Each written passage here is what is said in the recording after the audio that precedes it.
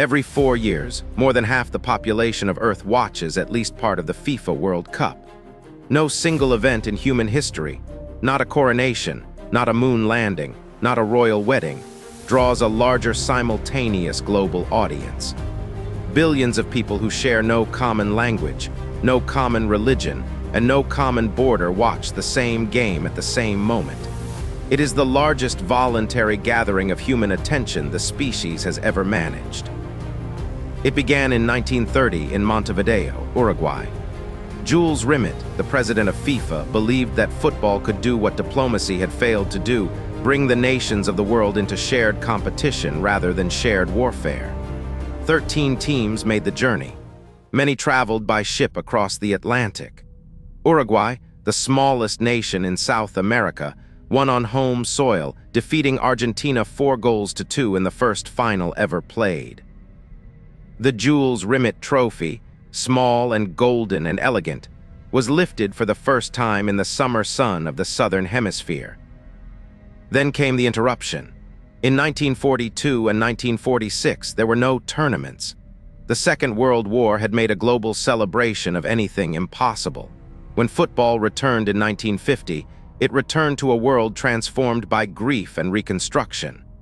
Uruguay won again that year, defeating Brazil in the Maracanazo, one of the greatest upsets in sporting history, in front of nearly 200,000 people, a silence that became legendary. The decades that followed built something extraordinary.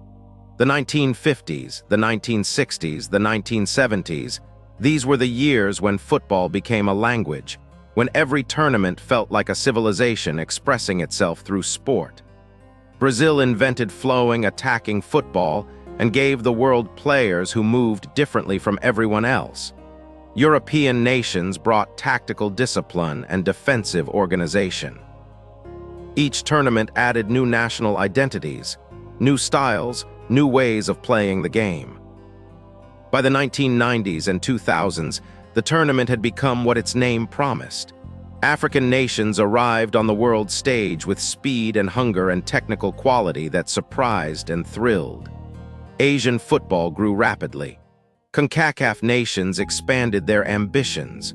The World Cup was no longer a European and South American contest.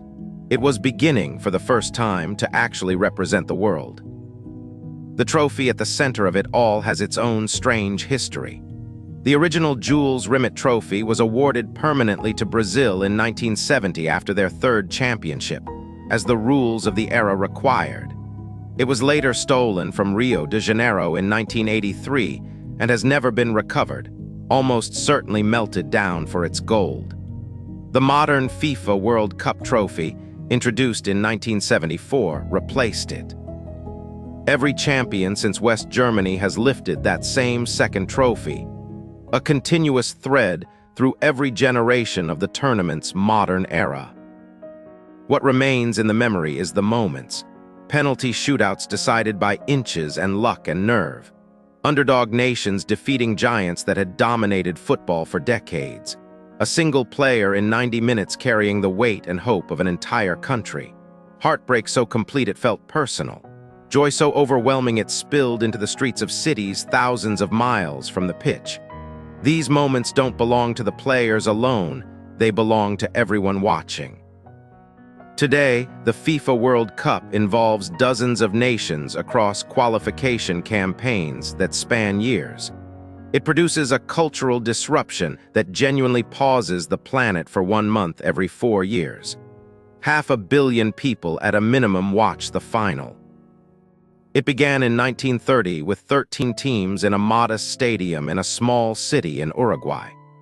It has become the largest shared human experience on the calendar, a tournament that briefly makes the entire world watch the same thing, feel the same things, and remember exactly where they were when their team scored.